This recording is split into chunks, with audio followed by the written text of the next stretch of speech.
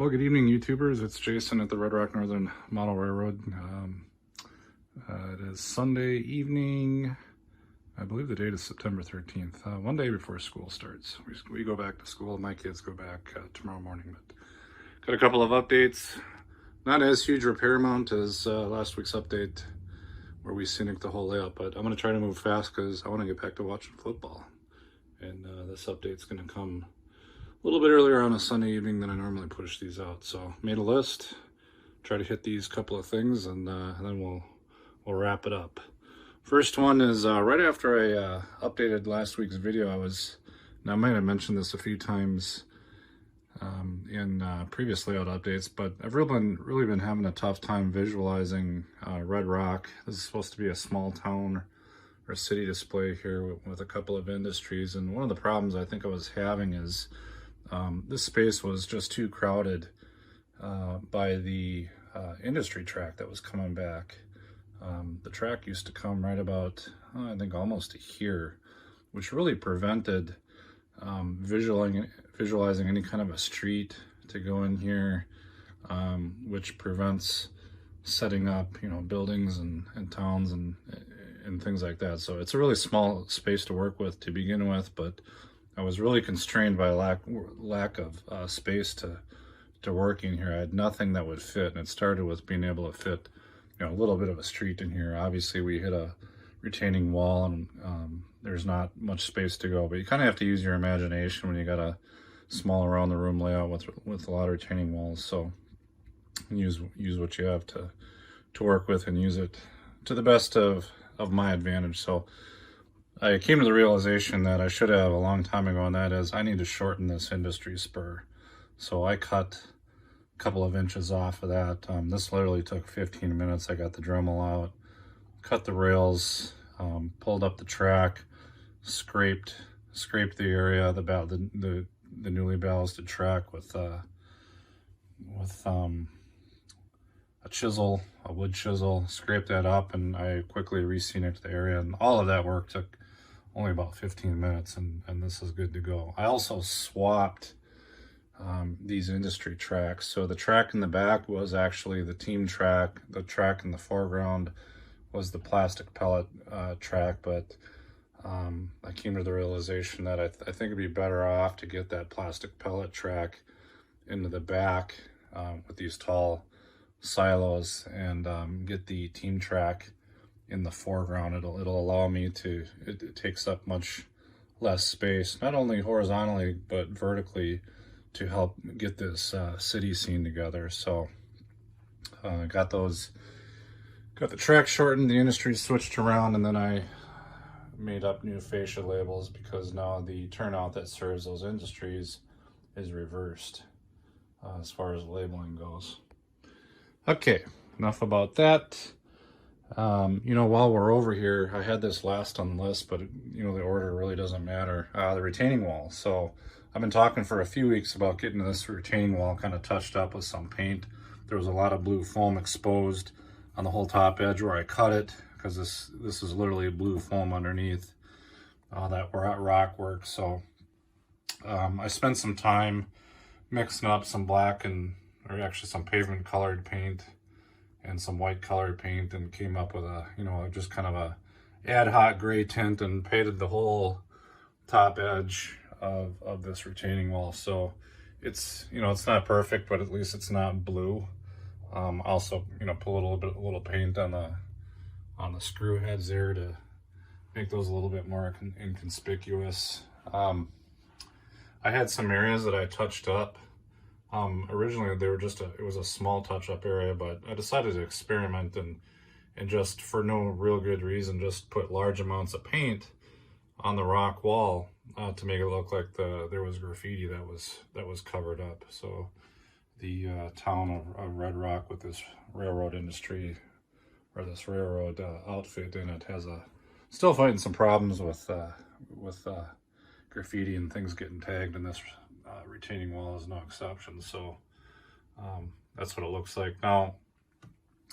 I've been fighting this a little bit. Early on, I didn't like I still felt there was a sharp contrast of that gray along with the gray rock work. And after I had painted, you know, put that patch on there to cover up the, you know, the graffiti, I thought, well, why don't I just paint the whole wall? Because, you know, these foam sheets, as you get further into red rock, unfortunately, the way they ship, they don't always match real well. The retaining wall rock work down here in red rock is actually much lighter than, for instance, the rock wall down here, which is darker. And when we go, if I pan over to the yard office, you can see, should be able to see it on the camera. Look at the pretty big difference between that rock work. This is much less of a deal because this rock work does not join, you know, that rock wall. So anyways, I had an idea for about a day. I was going to go through and actually paint this whole wall, all these walls actually, with gray paint, and that way all the paint on the brickwork would match the paint on the top. They would blend real well. There wouldn't be a contrast with the, you know, with the screws and all that stuff. And I, you know, just had to kind of test my theory. I took a scrap piece of that rock work and painted it, and I tried some dry brushing of some white paint on it to get, you know, hit the highlights of the rocks. And I would say it looked okay, but it didn't look nearly as good as how these foam sheets, you know, ship. It didn't look nearly as good as this or this. And so I became really paranoid about destroying my sheets of foam rocks that were shipped from Germany and took several weeks to get here. So I decided against the idea in the end, and I'm just gonna, I think for now, leave these things alone. They're not the focus of the layout, and I'll just leave them as is until a later date. Maybe I get a better idea, or maybe they'll just end up blending into the layout and it's not gonna be that big of a deal, or it won't gnaw on me anymore. But anyways, that's the update on the retaining wall. While I had the gray paint out, I forgot to paint this retaining wall over here, at least the top of it. So that's just a thin strip. That's a couple minutes of painting there, and I'll do that probably sometime this week. Let's see, next on the list is, see, I talked about the team track, sidewalks. Okay, so working on scenery, and I had this town of Granite Creek pretty much planned out as far as which buildings I had that would fit in here. I got the road in there, I got the industries in, they're in JMRI. We got Wagner transfer and storage. We got a bank. The bank is actually an industry. The bank will get robbed if there's Southern Pacific cars on the layout. That's a different story that for a different day. I've actually talked about it in one of my videos, what the backstory is on that, but I'm not going to talk about this. Talk about it here because I'm trying to keep this short. But anyways, I had the sidewalks roughly, you know, kind of roughed in, and they were loose. I hadn't had them cut to length or glued down, but I took care of that actually last night. Cut them to length, glued them down, just used white Elmer's glue, and got it wrapped around the bank here. And I actually chiseled out the scenery work here.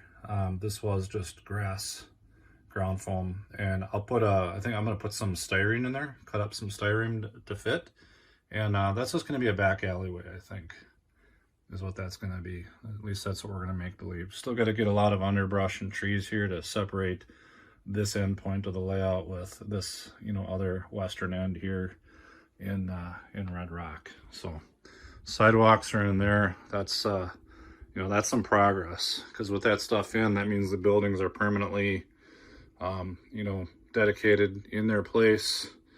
I'm not gluing them down or anything, but it really signifies the solidification of the plan that I have for Granite Creek, and that means I can start getting the junkyard scrap industry roughed in. This is just this is by no means complete. This is just some extra fencing I had laying around that I bought at a swap meet, but this is kind of the start of the junkyard there. But now I can start working on that some more now that I know the dimensions and where it's actually going to be.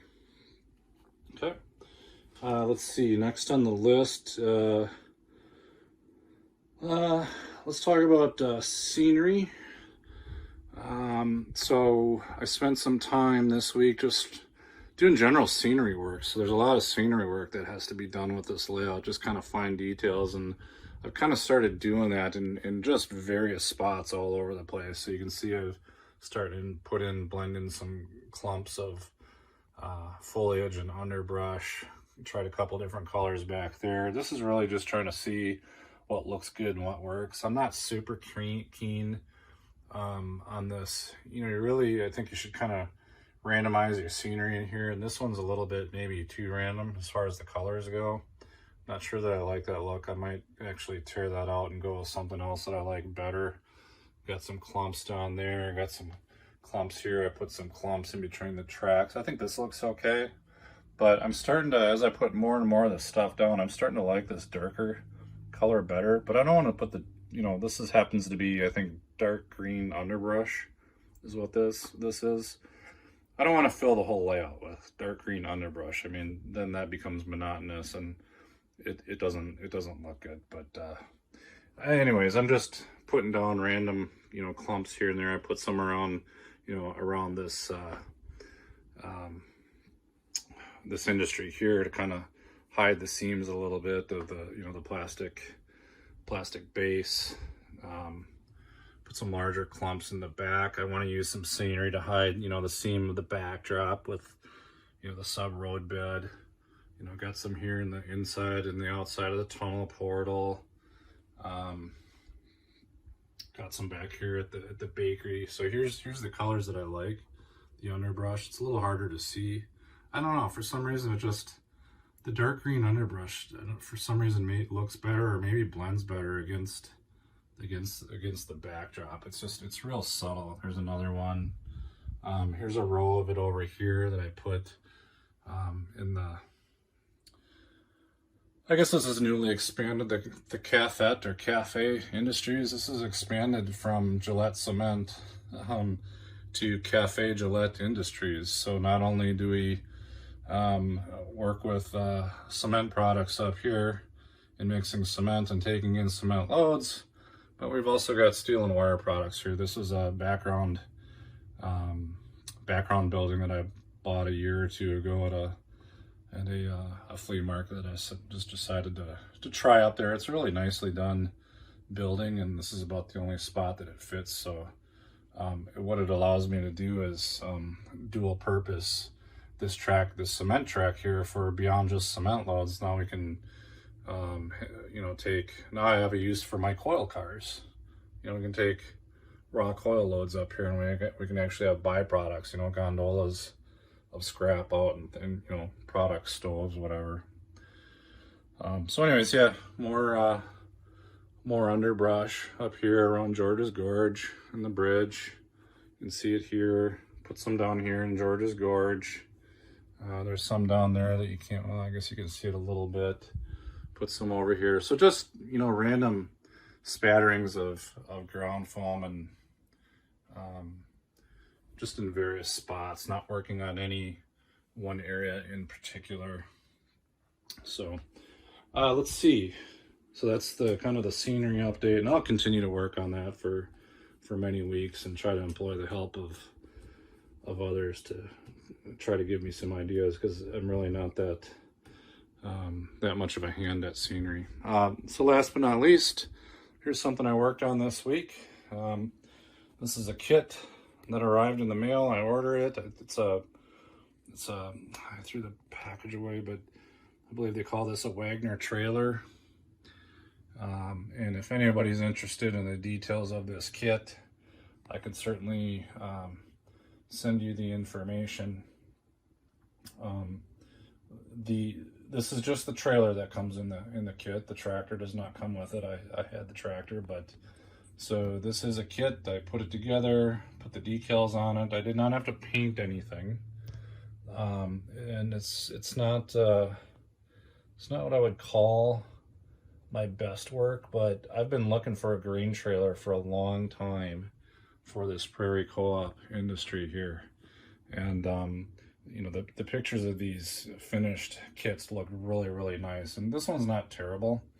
The other side is actually pretty bad. I tried some product on the decals that ended up dissolving some of the decals, so I got the good side facing up. But this is a pretty good looking grain trailer, I think, that's pulling onto I think that's a scale platform, and that's the sampling arm for the grain. We still gotta, he's gotta uncover his load there so the sampling arm can get down there in his product. But it's a pretty good looking grain trailer in my opinion.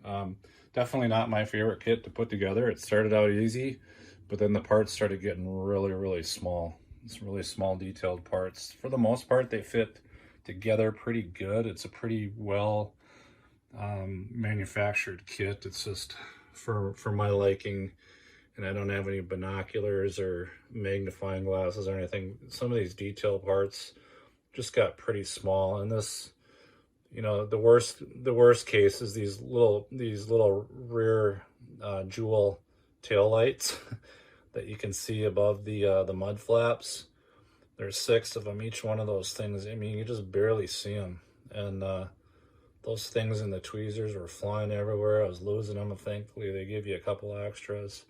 And there's a couple more up here above the trailer number. But yeah, and it had been a long time since I worked with decals too, and so I wasn't real confident in my decal work. And like I said, one of the products I tried on the other side ended up dissolving and eating the decals. But fortunately, I have one good side to work with here that I can put on display. So here's the front of the truck, the trailer. It's a really nice looking trailer when it's built well. So a little expensive, about 31 bucks out the door, including shipping, but it's the only one I could find. And they got a large variety of these trailers, so if you're interested in this, again, let me know, hit me up, send you the link where you can buy these things on the internet.